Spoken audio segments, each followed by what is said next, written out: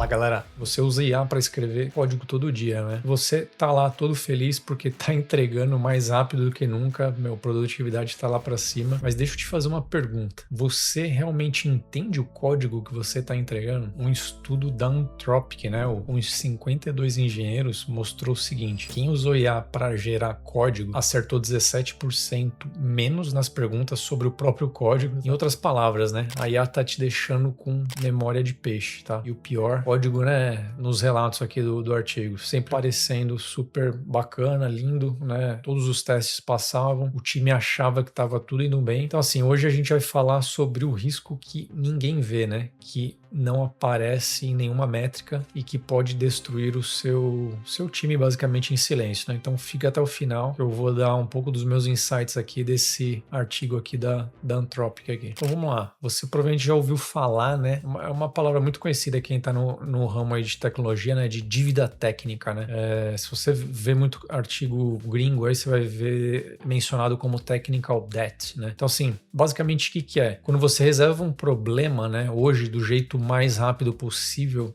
e deixa sempre fica uma bagunça, você fala, depois eu vejo isso aí, depois eu resolvo, tá funcionando, né? O que a gente tá começando a ver agora é um pouco diferente. E eles já colocaram um nome, né? No inglês do artigo eles chamam, né, de comprehension debt, né? Que é a dívida de compreensão, né? Então assim, no bom português, né? É a dívida de não entender o que você mesmo criou. É o espaço, né, que vai crescendo, né? Você tá lá fazendo o teu código, tá pedindo para ele fazer, né? Então ele vai crescendo aquele espaço lá entre o quanto de código que existe no seu sistema, quanto do seu time realmente entende esse código, né? Então essa é a dívida de compreensão, né? Então assim, dívida técnica você sente, né? O build, né, quando você tá criando fica mais lento, né? De repente pode travar um projeto, alguma coisa. Todo mundo tem medo de mexer, botar a mão, fala, putz, se eu mexer a mão ali vai dar pau, tal. Vamos sobrevivendo com isso aí, né? Então isso é dívida técnica, né? Mas essa dívida, né, de compreensão, ela é diferente, né? Então, assim, ela não avisa. Todo mundo que olha o código, né? Parece que o código tá super organizado, né? Porque realmente tá. A AI deixa o código bem legal, né? Bem organizado. Todos os testes que são feitos ali que você pede pra IA fazer teste, eles passam, né? Porque é a própria IA fazendo. Mas, né? Uma hora essa bomba aí, né? Uma bomba relógio que ela estoura e você não tá esperando. Eles rodaram nessa pesquisa, né? Esses pesquisadores, né? Chegaram até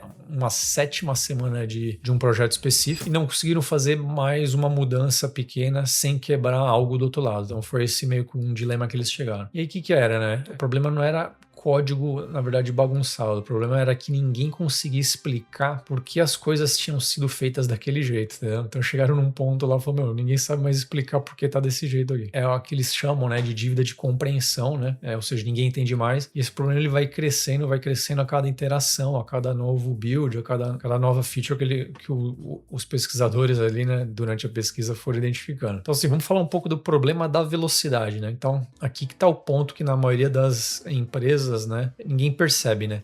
A IA, né, ela tá gerando código, né, muito mais rápido do que uma pessoa consegue revisar, né? Tipo, é óbvio isso, mas tem consequências grandes, né? Então, assim, pensa um desenvolvedor de time, né? Ele escrevia o código, a revisão tinha um ritmo humano, né? Então, assim, esse ritmo ele era importante, ler o que outra pessoa escreveu, né? Força, né? Você entender, você pega às vezes um problema escondido, você aprende, né? Com um sistema que funciona, com o código da outra pessoa, você distribui, né? Esse conhecimento pelo time, né? Aqui o chamado, né? Conhecimento tribal, né? Tribal knowledge, né? Então, assim, a IA, né? Conforme a gente começa a adotar mais esse desenvolvimento com IA, ela meio que quebra isso aí. Então, assim, começa a entrar um volume grande demais, né? O resultado por fora, né? Ele parece 100% correto, né? Tá lá formatado legal, bem organizado, nenhum erro de sintaxe, né? São, assim, realmente esses sinais que fazem, né, a pessoa, né, do outro lado, o humano, né? Clica lá, aprovar, tá? E eu confesso que já fiz muito disso. Clica lá, aprova, tá tudo certo. Mas o que parece correto por fora não é o mesmo, né, estar certo, vamos dizer, por dentro, né? Então esse é o ponto chave aí do artigo, né, que os pesquisadores eles acharam, né? E assim, a virada que realmente preocupa, né? Antes, né, como é que funcionava, né? Vinha um engenheiro, né, de software experiente, né? Ele fazia essa revisão, né? Geralmente mais rápido do que um analista, né, júnior conseguia escrever. Então com IA, né, esse iniciante hoje ele consegue gerar mais código mais rápido do que um sênior consegue revisar. Então aí que tá, tipo, a virada, né, da pirâmide aí. Então o que antes era um controle de qualidade agora virou um problema, digamos, de quantidade, né? Então não dá esse pace aí de um lado e do outro aí. E aí você fala, mas testes, né? Tem um monte de teste aí, mas eu digo, né? Por que esses testes eles não salvam, né? Você pode perguntar, pô, Gustavo, eu tenho um monte de teste e tal, eu tenho uma cobertura aí de pelo menos, sei lá, 80, 90%, né? Cara, isso aí é ótimo, é excelente. Continua fazendo isso, mas pelo menos nos dias atuais eu te digo que isso é insuficiente, tá? E deixa eu te explicar por quê. Você não consegue escrever um teste, por exemplo, para algo que você não imaginou que podia acontecer, tá? Então esse é o principal ponto aí. Ninguém vai escrever um teste dizendo, o item arrastado não pode ficar transparente, sei lá, tipo um exemplo de uma parte de interface de usuário, né? Por que isso aí? Porque ninguém nunca imaginou que isso pudesse acontecer, né? Então esse tipo de erro passa por tudo, não porque o teste foi mal feito, mas, né, ninguém pensou em olhar para lá, né? Então esse é o ponto. Então assim, tem uma situação específica que vale mencionar, né? Quando a IA muda o comportamento do código, né? E atualiza ali centenas de testes para bater um comportamento novo, basicamente a pergunta ela muda, né? Você para de perguntar, né? Esse código, se ele tá certo, né? Você começa a perguntar se eu tenho cobertura suficiente para pegar o que eu nem imaginei, né? Então, assim, teste nenhum, basicamente, te responde isso aí, né? Então, só realmente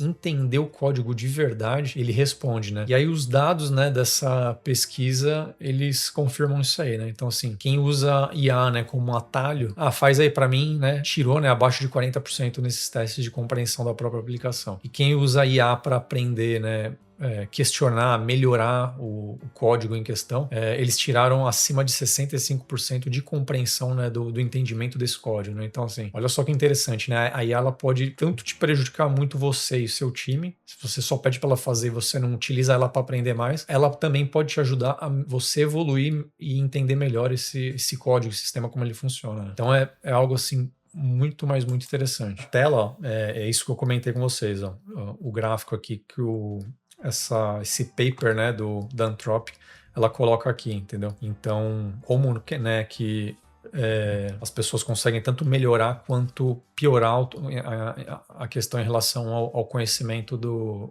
da aplicação que eles estão avaliando. Então, trabalhando, né, eu trabalho, né, com segurança, né, em empresas, né, parceiras, né, como vocês sabem, eu trabalho para a Microsoft e eu vejo esse problema, né, de um ângulo diferente. Então, assim, pensa no código feito por IA, né, roda, né, numa empresa de, sei lá, de saúde, por exemplo, um hospital, uma rede hospitalar, ou banco, né, infraestrutura financeira, ou governo. Então, assim, você começa a olhar, né, pô, a AI escreveu o código e não foi revisado direito, né? Cara, isso não vai segurar, né, por exemplo, um relatório de caso um incidente grave aconteça, né? Então, assim, por exemplo, se é uma aplicação para um sistema hospitalar, cara, a gente está pensando em vidas em jogo, né? Sistema financeiro, um banco, cara, geralmente tem muita grana envolvida aí, né? Então, isso precisa ser muito bem avaliado, por mais que pareça, né, que IA é a solução para tudo, né?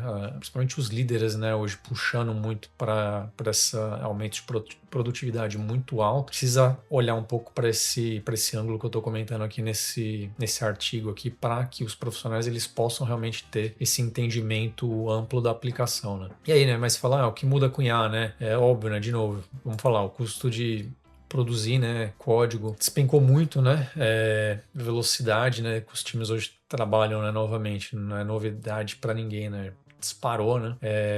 Gestão de time fica até mais simples, né? Times aí mais enxutos, né? Mas assim, de novo, que não muda, né? A necessidade de alguém entender de verdade, né, o que esse sistema está fazendo, né? E o porquê, né? Ter os porquês aí fazem toda a diferença. E na minha opinião aqui, a parte que a maioria das pessoas ainda não viu, na verdade, né? Então, assim, quanto mais IA, né, o time usa, né, mais, né, valioso o engenheiro que realmente entende o sistema fica, tá? Então essa é a mensagem que eu quero passar. Pessoa que olha para a mudança de um código, né, uma gestão de mudança e sabe, fala, meu, isso aí vai dar problema. Esse é o cara, entendeu? É isso que eu quero dizer. Por exemplo, ele lembra, né, a decisão que foi tomada meses atrás, né, por que tá tendo esse problema hoje, né? Então essa pessoa vai, na minha opinião, se tornar um dos recursos, assim, escassos, né, e valiosos dentro desse tipo de time aí operando nesse ritmo aí de A mais alto aí, né? E assim, né, problema não aparece nas métricas, né? Então, motivo motivo dessa dívida que eu comentei, né, ser perigosa, né, e vários exemplos aí no artigo, né, ela não aparece em nenhum número que você acompanha. Então pensa, né, velocidade do time, pô, tá aumentando, tá excelente, tá ótimo. Tempo de entrega também, tempo cada vez menor, né, o pessoal entregando cada vez mais, né. Os números, né, de PRs, né, pull requests aprovados, né, subindo, né, cobertura do código, tá tudo verde, tudo lindo, maravilhoso. Mas nenhum desses números em si, eles vão capturar, né, se o time ele entende realmente o que ele está construindo, né? E é isso que torna esse problema diferente de dívida técnica normal, né? Aquela que eu comentei lá atrás, né? Que você vai empurrando com a barriga, uma hora você resolve. Dívida técnica, né? De novo, você sabe, você escolhe, você sabe onde você está agora e que você pode pagar depois desse pedágio. Pode sair caro, mas você pode pagar. Agora, essa dívida de compreensão, né? Essa acumulação aí de código sem ninguém saber o que está acontecendo, cara, esse é o maior perigo aí para a maioria das empresas aí. Então, assim, essa soma, né, de centenas de revisões aí de código, né? Parece tudo ok, né? Passou tudo o teste e tal, os PRs eles foram, né, passando. É esse ponto aí que você precisa estar mais antenado aí, tá? E a pergunta, né, certa não é, né, como a gente gera mais código agora, né? É como a gente entende mais o que a gente está entregando, tá bom? Então é isso que muda, né? E assim, alguns pontos aqui, algumas dicas minhas, né, em relação a isso, né? Vendo isso na prática, acontecer com muito cliente, eu já vejo isso. Dica 1 aí, vamos dizer. Antes de escrever, né, o código, né, seja sempre claro com as mudanças que você quer fazer, né? Não é só resultado da intenção dessa mudança, tá? Número 2, né, não trate, né, teste como a última palavra, né? Pensa, né, esses testes como piso, né, a entrada, não como o teto lá, tá? 3, né, mantenha, né, um modelo mental do sistema, né, sabe, né, como as partes se conectam, né, entenda como conectar os pontos, tá? 4, né, você tem que aprender, né, a diferença entre passou no teste do IA, na verdade, né? E assim, eu entendo o que isso está fazendo e o porquê, né? Esse é o ponto que você precisa chegar, tá bom? Então esse, né, é o papel agora do analista, né, do humano nesse loop aí de desenvolvimento, né, com o IA, tá bom? Então, assim, você precisa, né, saber questionar, né, essas decisões aí que o agente está tomando, né, entender riscos aí por trás de cada escolha. Isso é usar IA como uma ferramenta, né, para multiplicar a tua capacidade, né? De novo, né, IA vai continuar gerando esse código aí, não tenho o que falar mais sobre isso, né? Então, pergunta, né, que você tem que levar desse vídeo né, quem vai entender o que foi gerado? É aí que você vai agregar valor aí para o teu time, para tua empresa, né? E quem treina, na verdade, essa habilidade é o que vai estar um passo à frente aí em qualquer lugar, em qualquer time, em qualquer empresa aí. Espero que você tenha gostado aí desse insight desse artigo aí da Anthropic, tá? Deixa o like aí, né? Ajuda bastante o canal a crescer. Se você quer continuar aprendendo, né? E pegando essas dicas aí de usar IA, né? Principalmente esse contexto que eu dou muito no lado de cibersegurança aí. Se inscreve aí no canal aí, né? Ativa aí a notificação do sininho, caminha aí pros amigos, família, todo mundo aí, beleza? Galera, valeu. Até a próxima aí. Forte abraço.